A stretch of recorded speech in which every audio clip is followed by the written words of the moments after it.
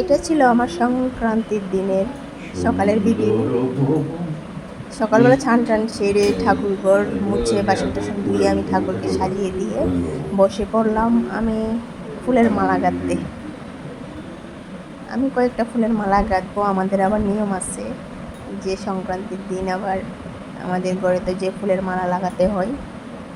আর গাছে একদম ফুল ফুটেনি, অল্প কয়েকটা ফুল পাইছি, তার মধ্যে ঠাকুরকে দিলাম, আবার মালাও গাঁথতেছি। লাল আর গন্ধরাজ ফুল আর সাদা ফুল, এই কয়েকটা ফুলই আছে। অন্যান্য বছর প্রচুর ফুল পাইতাম, কিন্তু এই বছর একদমই গাছে ফুল ফুটছে না, কারণ আমি গাছের ডালাগুলি অনেকটাই কাটতে ফেলাইছি। এবার তো একবারে ফুলই পাইছি না, প্রায় দুই তিন জাতের ফুল দিয়েই বেশিরভাগ সাদা ফুল, লাল ফুল তো একবারে নাই। যা কি আর করা যাবে, এই কয়েকটা ফুল দিয়ে মালাটা লাগাইতে লাইছি। রাইতে রাইতে এবার আমি দরজায় লাগাই দিতেছি ফুলের মালাগুলি। এরপরে আমি তিনটে দরজাতে তিনটে মালা লাগামো।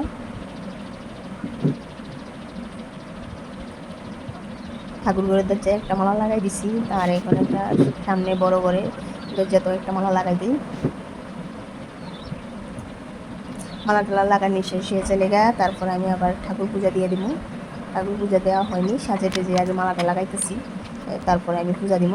এদিকে কিন্তু জ্বালাইছিলাম ধূপ, আর ধূপ জ্বালাতে নাইকেলের ছোলা দিয়েছে, ধূপটিতে ধূপ জ্বালাইছি, তার কারণে দেখো একটা ধোয়াতে ধূপের ধোয়ার লেগে কিছু দেখা যেতেছে না।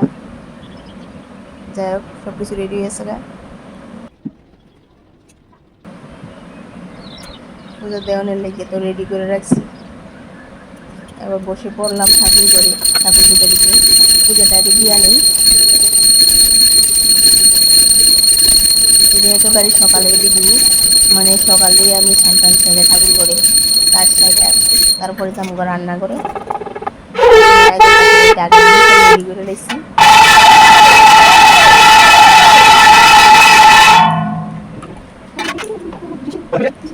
ঠাকুর পূজা টুজা দিয়ে দিলাম। যাই এবার বাইরে যাই, আবার তুলসী মন্দিরও একটু দেখাই।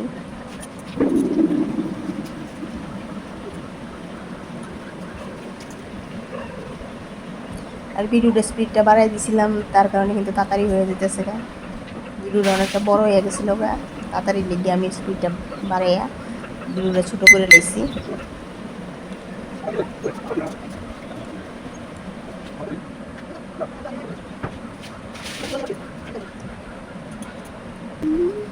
পুজো টুজো দেওয়া হয়ে গেছে গা, এবার আমি ঠাকুরকে একটু দরজা বন্ধ রাখবো।